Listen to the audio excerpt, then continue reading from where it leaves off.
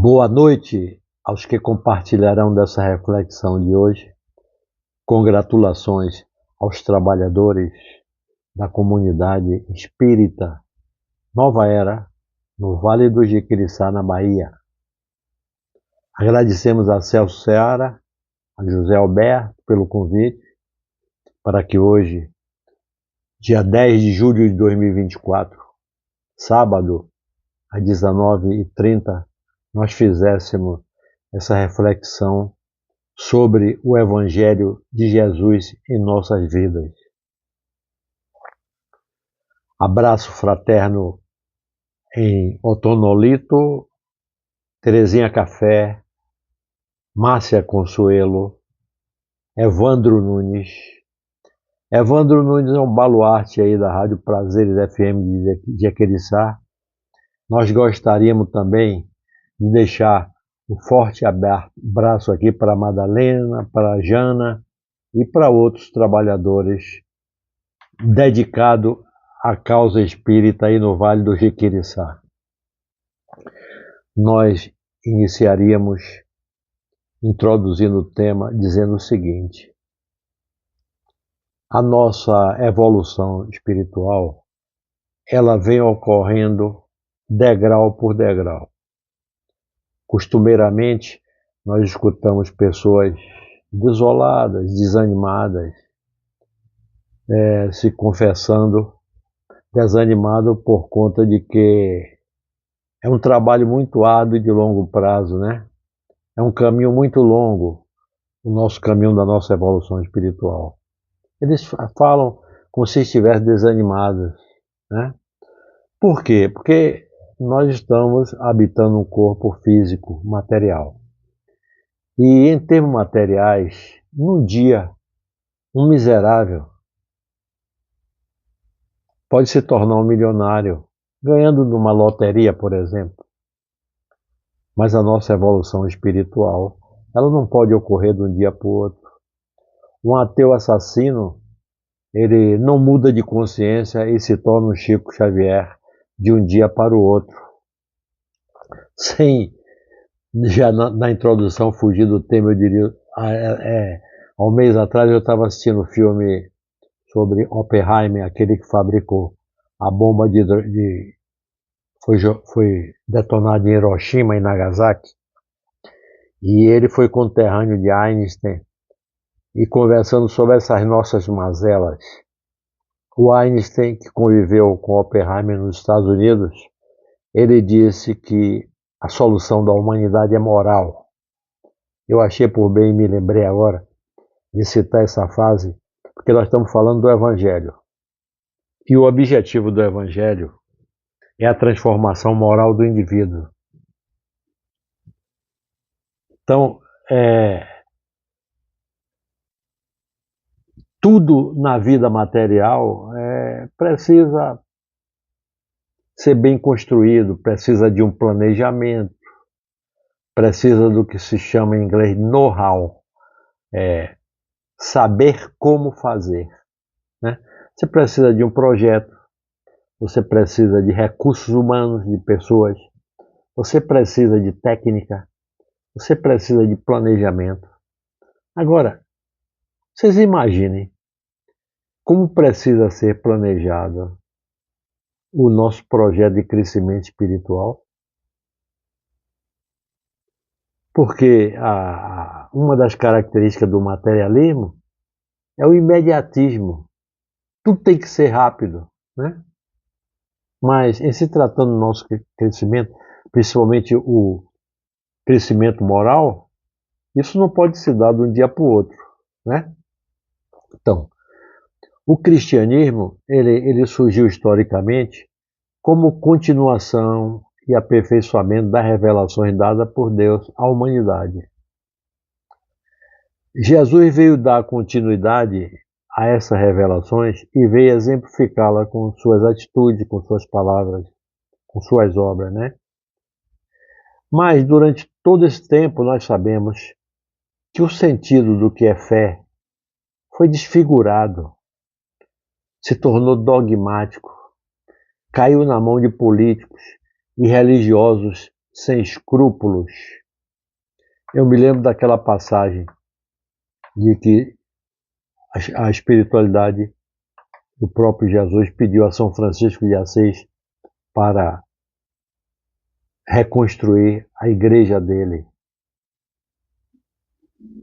porque todo o cristianismo foi deturpado, né? Chegou ao ponto de, já no século XIX, nós sabemos que veio o Espiritismo para desempenhar esse papel fundamental e nos ajudar a entender essa sequência de revelações. O Espiritismo também, ele veio dar à fé uma direção racional, iluminar a vida das pessoas. Então, o Evangelho de Jesus, ele passou, face aos esclarecimentos que ele nos passa, a ser um instrumento de adequação e adaptação à vida nas suas diversas manifestações. O Espiritismo, ele tem vindo esclarecer que o Evangelho, entendido como crença, na realidade, é o Evangelho do conhecimento das leis que governam o espírito. E eu diria muito mais. Não é só o Evangelho do conhecimento, não. É o Evangelho do saber. É o Evangelho da vida prática. Imaginem se todos nós soubéssemos que o Evangelho é esse código moral. Vocês sabem quem tem nos ajudado muito a entender o Evangelho? Emmanuel. Existe uma série em que Emmanuel explica o Evangelho para a gente. Se vocês entrarem na internet, existe um compêndio explicando o Evangelho de Jesus. Agora vocês vejam o seguinte: a codificação, olha a importância da codificação espírita, veja a codificação do Evangelho e veja a importância do Velho Testamento. Muitas pessoas até fazem o seguinte: dizem que o coração da Bíblia é o Novo Testamento, o coração do Novo Testamento é o Sermão do Monte, e o coração do Sermão do Monte é as bem-aventuranças. Agora vejam se é por acaso isso que eu vou contar para vocês. Das 5 codificações, vocês já repararam qual é a obra do meio? É o Evangelho segundo o Espiritismo. Como quem diz, é a obra do coração. E é mesmo, é a obra do sentimento. Porque a codificação em si, ela já é um pilar.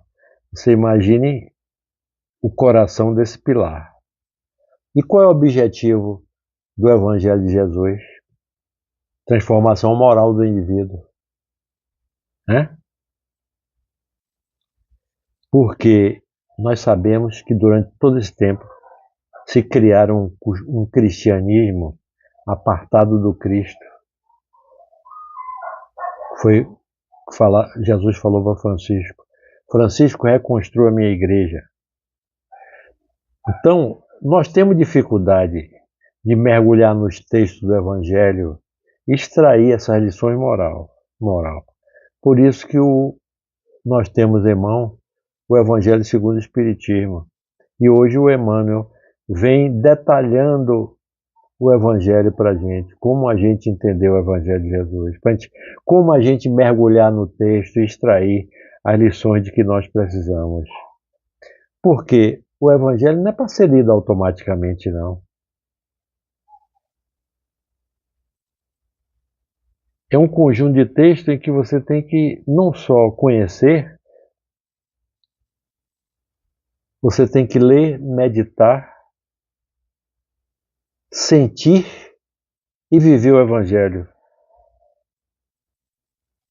Para conhecer, você basta ler.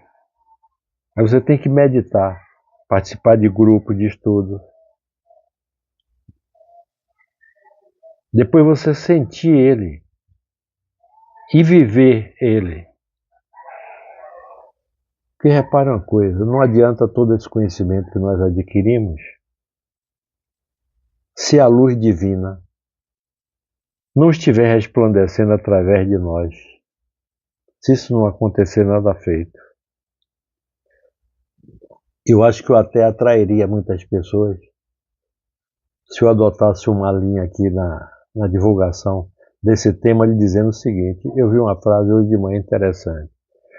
A prática do Evangelho proporciona, repare, né, saúde e força para o corpo físico, clareza de percepção, vigor para as faculdades mentais, tudo isso, porque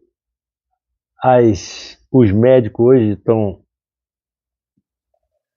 mostrando o benefício da espiritualidade para o corpo físico. Mas nós espíritas sabemos que não existe doença, existe doente. Primeiro a doença se instala no perispírito para depois no corpo físico. Isso fica muito claro para a gente. Imagine se a gente soubesse desse benefício do Evangelho. Porque tem muita gente que sabe, por exemplo, que ginástica faz bem, mas não pratica a ginástica. Cuidar da alimentação, mas não se preocupam com isso. Cuidar do dormir, não se preocupam com isso. Entendeu? As pessoas não fazem ideia de que o Evangelho é uma regra de proceder que abrange todas as circunstâncias da nossa vida. Não importa se nós estamos nos referindo à nossa vida privada, à nossa vida pública. O Evangelho ele nos orienta como espírito para nós agirmos, quer encarnados e quer desencarnados.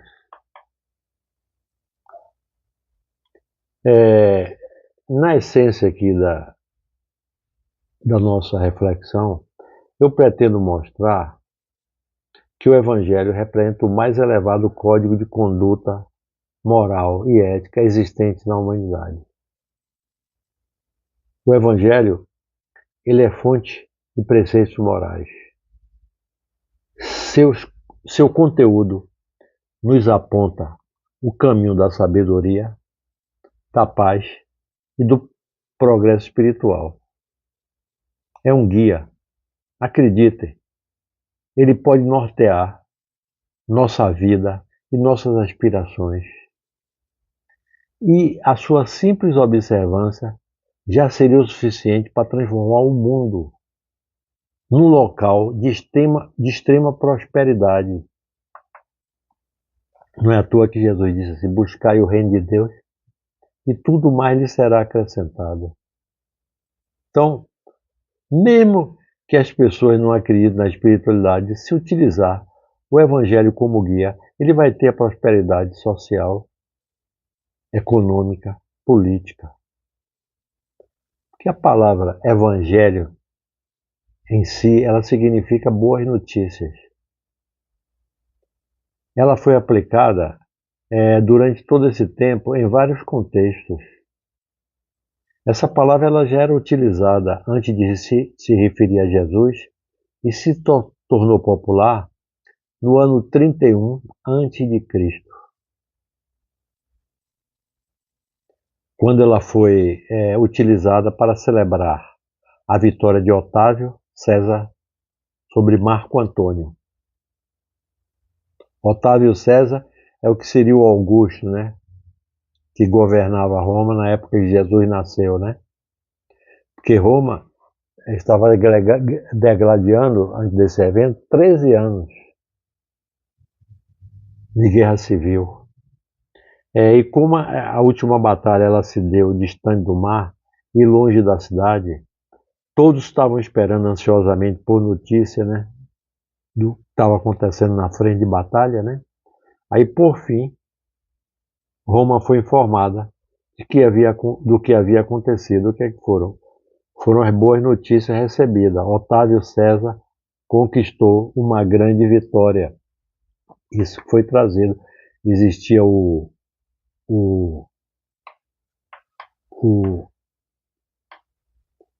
Evangelho de César, Inclusive as pessoas falavam Ave César, e depois a espiritualidade escreveu aquele livro Ave Cristo, como quem diz, Ave César eu estou saudando o material, Ave Cristo eu estou saudando o espiritual.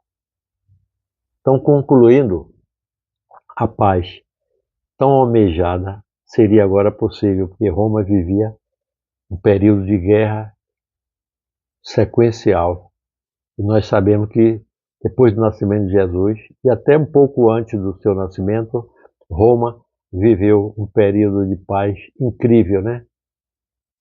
Exatamente, não foi por acaso, né? Essa expressão boa nova, evangelho, se tornou comum para anunciar ao mundo que Otávio traria paz, justiça e prosperidade.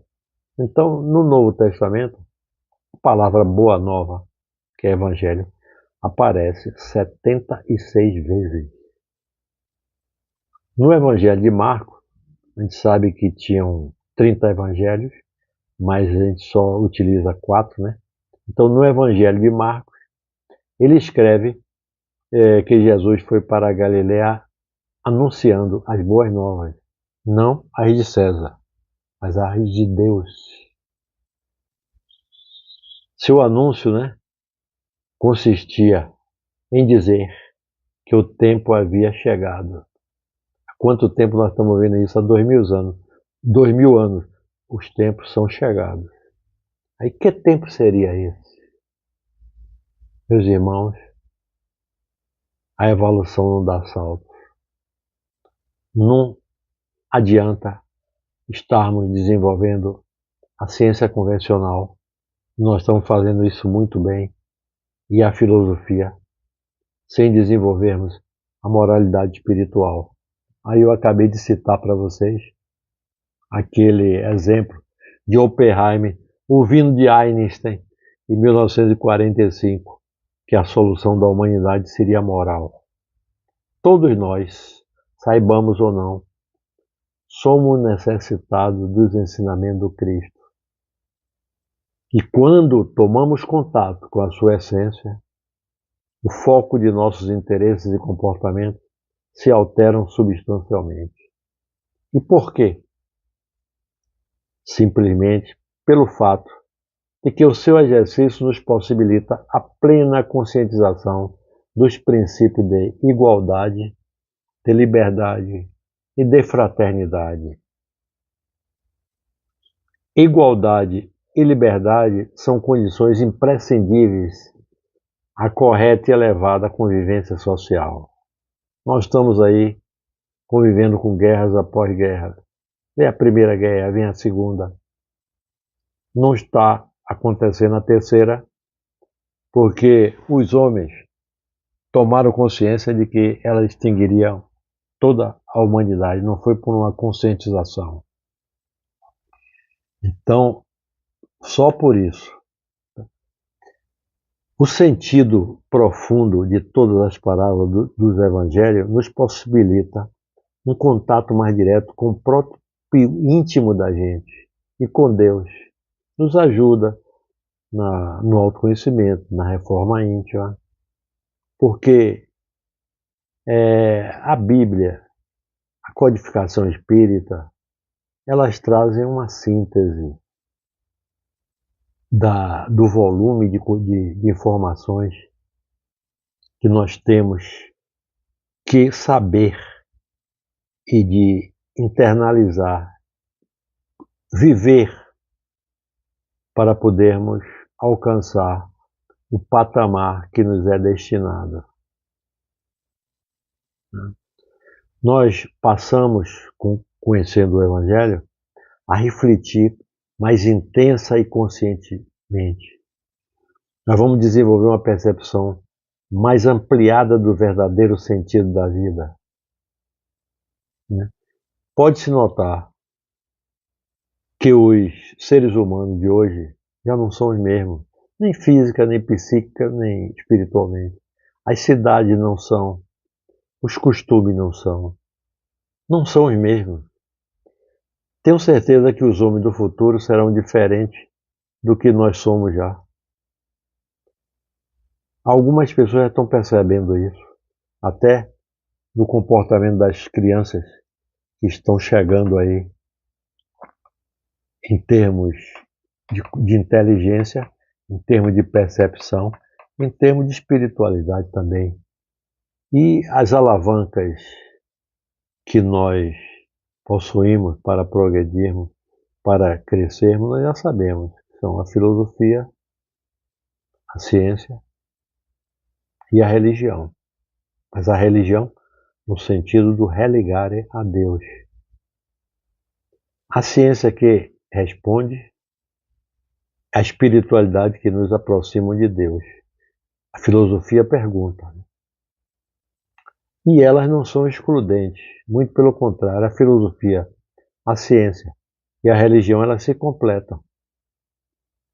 Os homens podem se especializar, mas a ciência não, e muito menos o saber.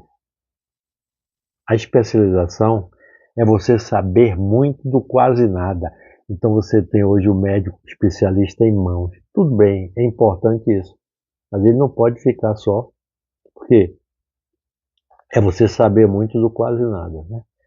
A ciência, ela tem divergência entre seus membros, e foram eles que criaram essa divergência entre a religião e a ciência, como se fosse coisa separada. Einstein já disse muitas vezes que não existe ciência sem religião, nem religião sem ciência.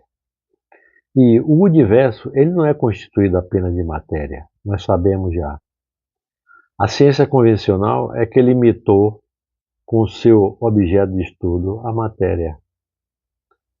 O espiritismo tem como objeto de estudo o espírito. O universo não é só constituído de matéria. No universo você tem Deus, matéria e espírito. O universo é constituído de Deus, espírito e matéria.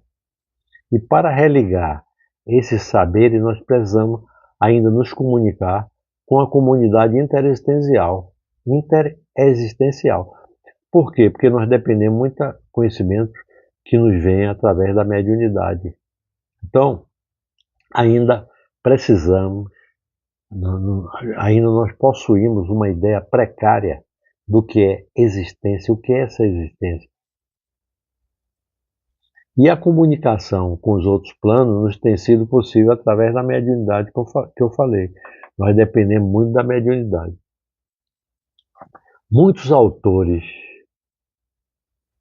dos autores sacros, em geral, eles foram durante muito tempo, para a maioria de nós, ininteligíveis. Ninguém entendia. Muita coisa que nós lemos, nós ainda não entendemos, né? Tem coisas até que nós pensamos assim, que sejam até irracionais. Aí parecia faltar uma chave que facilitasse para nós aprendermos o verdadeiro sentido desses ensinamentos. E essa chave nos foi dada através do Espiritismo. Essa interpretação do Espiritismo via Kardec, via os espíritas que vieram muito depois de Kardec, e com auxílio dos espíritos desencarnados, que no livro dos Espíritos e no Evangelho é colocado como instrução dos Espíritos. Moisés veio até nós na qualidade de primeiro revelador, enviado como missão, né? Mas ele trouxe o germe da moral cristã. Ele não podia trazer mais coisa. Em seguida veio Jesus nos trazendo o Evangelho. Jesus também não pôde falar tudo, ele mesmo disse isso. E o que ele falou foi mal interpretado e mal utilizado, né? Então, sob a orientação do próprio Jesus, não mais através de um homem, mas através de uma multidão de espíritos que foram trazidos de forma organizada ao planeta, se estabeleceu essa comunicação interexistencial, que foi muito arrojada na época de Kardec, mas que vem acontecendo até hoje nos centros espíritas e nas comunicações mediúnicas. Então não foi mais a opinião do homem, mas a voz unânime dos espíritos que vieram lançar semente, que estavam muito acima das possibilidades de entendimento do planeta e fazer essa fecundação espiritual. Foi isso que aconteceu na época da codificação. Moisés abre o caminho, Jesus continua a obra e o Espiritismo concluiu. A revelação de Moisés, ela já causou em si um enorme impacto, né? Só existia naquela época a cultura egípcia, a cultura grega, né?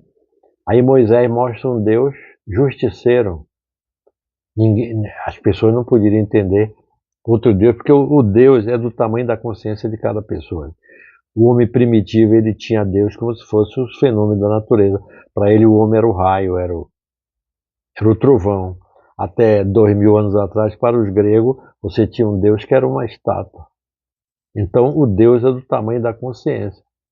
Então, Moisés mostra esse Deus justiceiro, ao passo que Jesus já nos informa,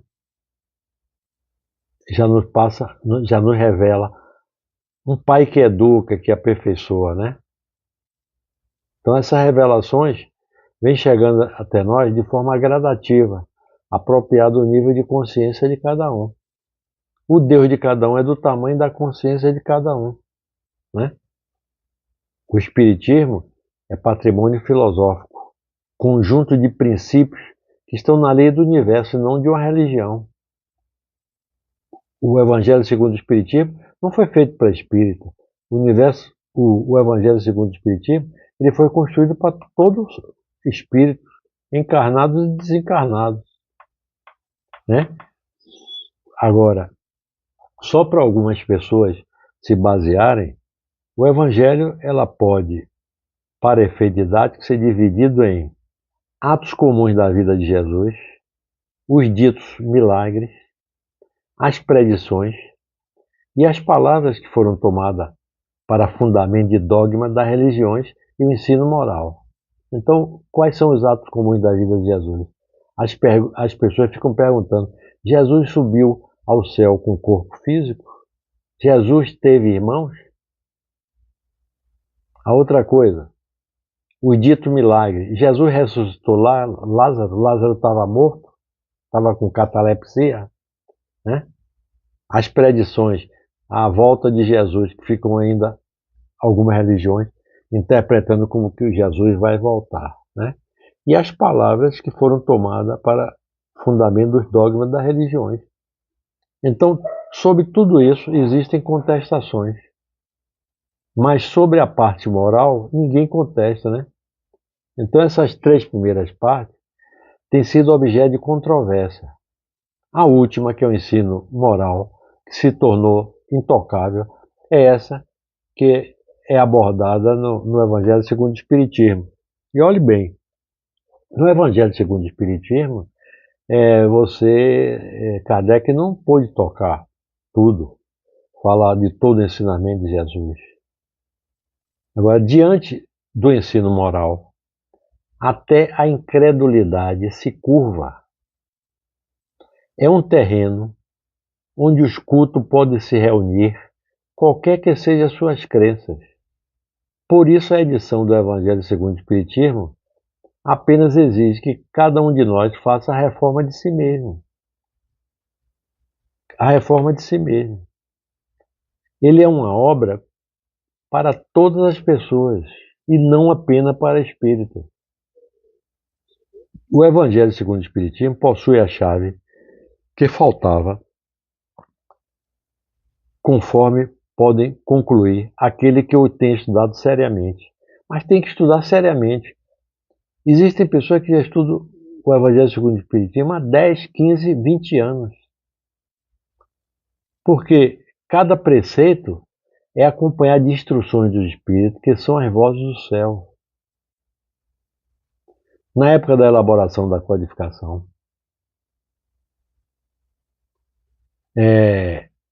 os espíritos de várias regiões do mundo ditaram essas instruções por diferentes médiuns, além daqueles espíritos que participavam de mediúnica na Sociedade Espírita de Kardec.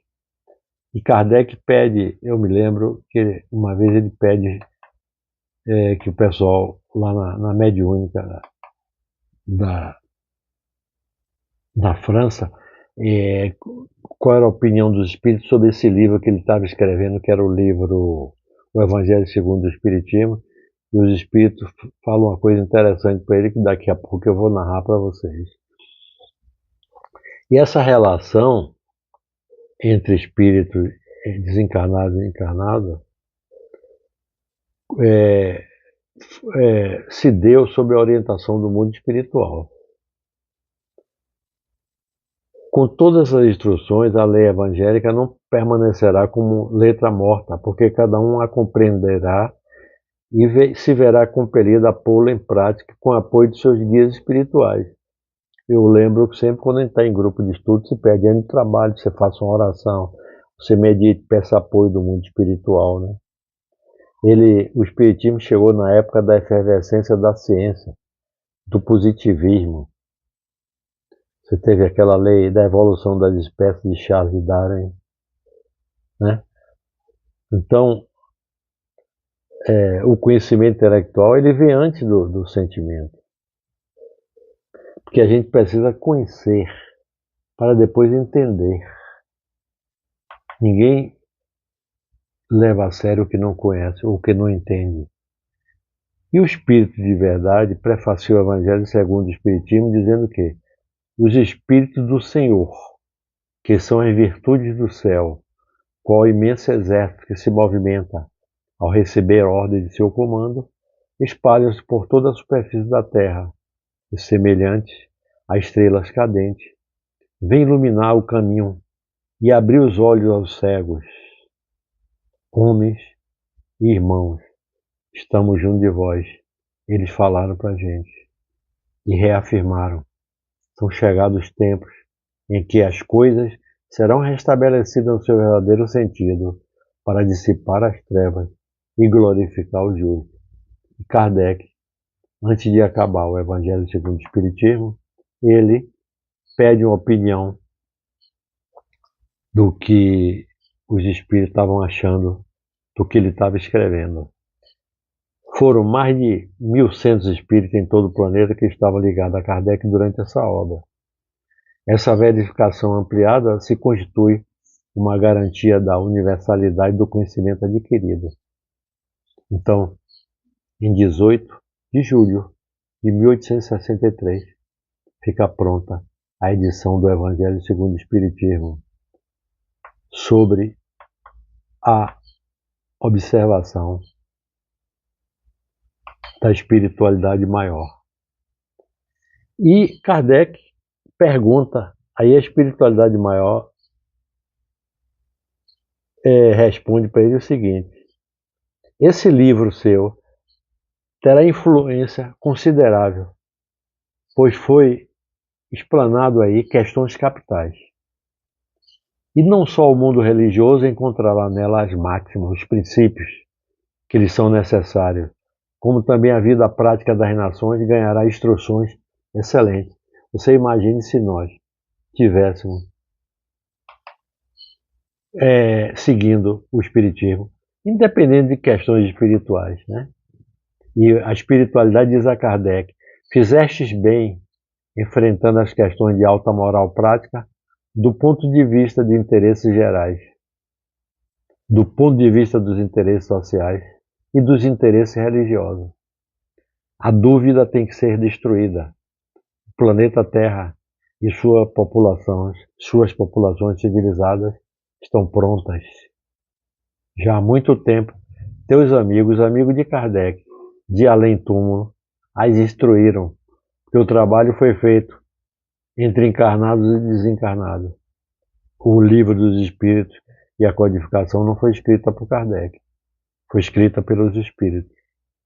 Então ele lança a semente que lhe confiamos, porque é tempo de que a Terra gravite na ordem. Isso foi a espiritualidade falando para Kardec. Como o mundo no século XIX estava entrando em contato com a descoberta científica, vocês imaginem que em novembro de 59, Charles Darwin liberou o livro Evolução das Espécies. Em 1804, a locomotiva foi inventada. Em 1816, a fotografia. Em 1846, inventaram a anestesia. Em 1854, a lâmpada. Em 1866, o termômetro. Em 1881, a pilha. E surge o Espiritismo. Em 1863, nós falamos aqui, foi o livro, o Evangelho segundo o Espiritismo. Mas o livro dos Espíritos foi em 1857. Na questão 614, os Espíritos respondem a Kardec que a lei divina é a única para a felicidade do homem. Mas a lei, o que é a lei divina? As leis naturais. As leis divinas é as leis naturais. Tanto você fala na lei da gravidade, na lei do magnetismo, como você fala na lei do amor. Na questão 621 está dito que a lei de Deus está escrita na consciência. Aí você pergunta, se está escrita na consciência, o que nos impede de acessá-la? Os Espíritos dizem que é porque as vozes do mundo ainda ocupam muito espaço em nós, na nossa consciência. Então, oblitera, ela ofusca. Como é que você pode se concentrar em coisas espirituais se você não está se concentrando nem nas coisas materiais? Você está, como as pessoas dizem assim, a cabeça na lua, né? Então, a gente já tem a lei.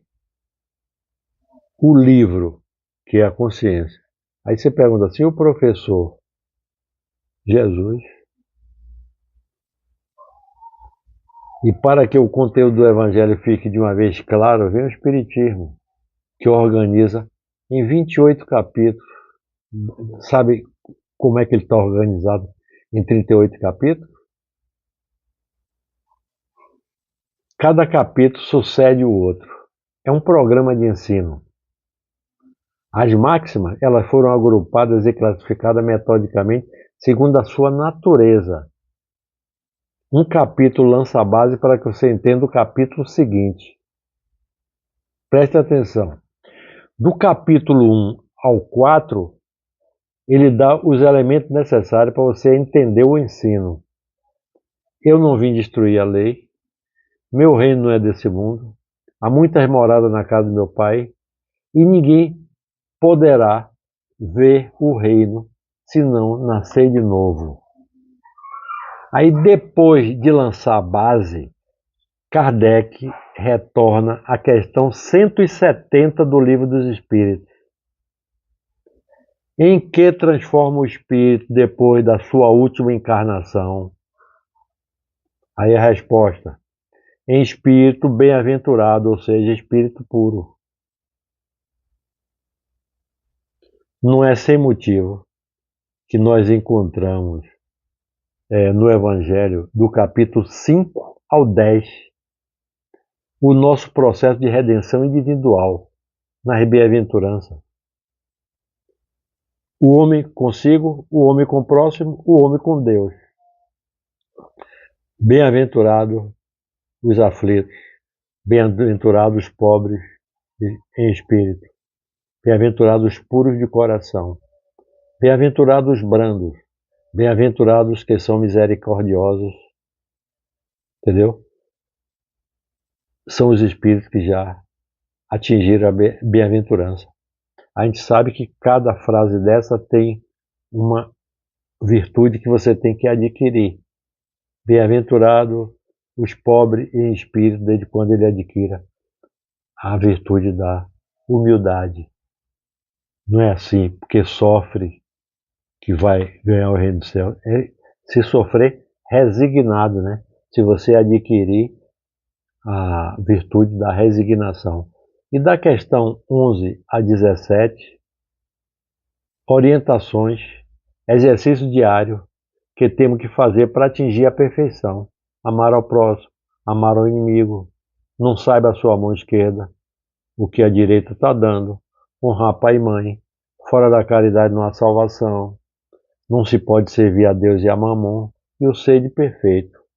Aí da questão 18 a 26, nós retornamos à mensagem que Kardec recebeu sobre a influência do Evangelho na vida prática das nações, tratando do aspecto coletivo e da redenção coletiva. No capítulo 18, muitos são chamados e poucos escolhidos, o alerta de que o convite é para todos, mas poucos aceitam, poucos querem trabalhar, entendeu? E se já possuímos o Velho e o Novo Testamento, Moisés e Jesus? E se Jesus ensinou as leis de Deus, os Espíritos têm que nos ensinar mais algumas coisas? Fizeram essa pergunta para ele. Então, na questão 627 do Livro dos Espíritos, os Espíritos respondem que as palavras de Jesus eram frequentemente alegóricas e em parábolas, porque falava segundo a época e os lugares. É necessário agora que a verdade seja ininteligível para todo mundo. É preciso que cada coisa venha a seu tempo. A verdade é como a luz. É preciso se habituar com ela, senão a gente se ofusca. Como o Celso pediu que nós fizéssemos essa nossa conversa em 40 minutos, nós estamos com 41 minutos. Só para finalizar, eu diria que o Evangelho foi planejado para englobar todas as áreas de nossas vidas. Entendeu? É um livro prático para todas as atividades. É a realidade prática. Não é um livro de letras mortas. Além de ler, a gente tem que meditar, trazer na nossa mente e aplicar no dia a dia. É um vasto caminho ascensional. E não se preocupe, não. A gente tem várias encarnações para fazer isso. Isso não será feito numa encarnação só. Então, grandes amigos de Jiquiriçá, um abraço para todos aí, para Zé Alberto, para o pessoal da rádio FM de Jiquiriçá, para Celso. Um abração.